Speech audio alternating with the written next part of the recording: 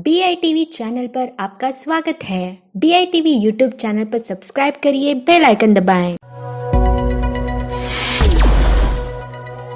तो मैं ये पूछना चाहता हूँ कि जिस प्रोस्पेक्ट के पास हम जाते हैं, उसको हम कैसे ये समझाएँ कि उसको इंश्योरेंस की ज़रूरत है?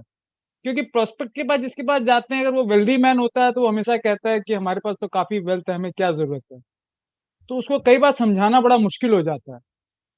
विवेक जी, आपका सवाल बड़ा दिलचस्प है। मैं आपको ये कहना चाहता हूँ कि जो नीड है ना साहब, वो एक पिंच की तरह होती है या पोक की तरह होती है। मान लीजिए अगर मैंने आपको चिमटी खोदनी है मेरे दोस्त, तो वो उसका उसका एहसास आप ही को होना ज़रूरी है।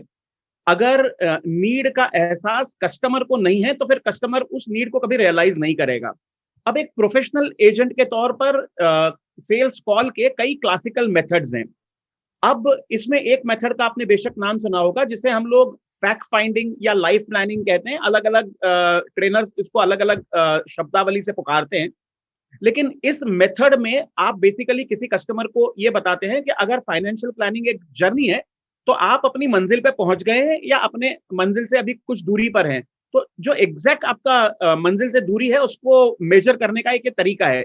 लेकिन इंपॉर्टेंट ये है विवेक जी कि यहाँ पर क्या है, आप कई फाइनेंशियल सवाल पूछते हैं कस्टमर से।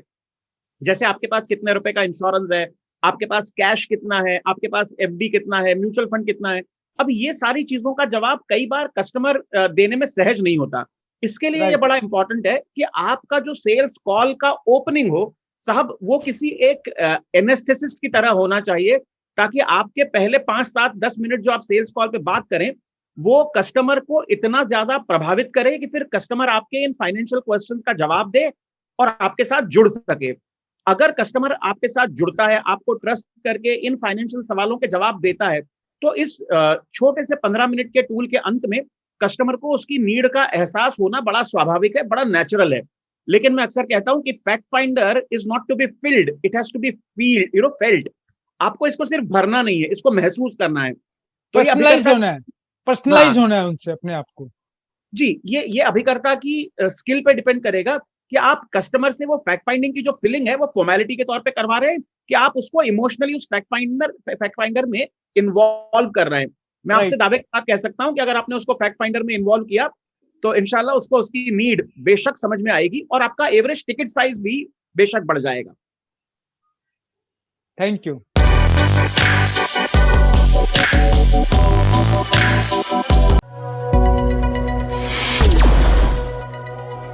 BITV चैनल पर आपका स्वागत है।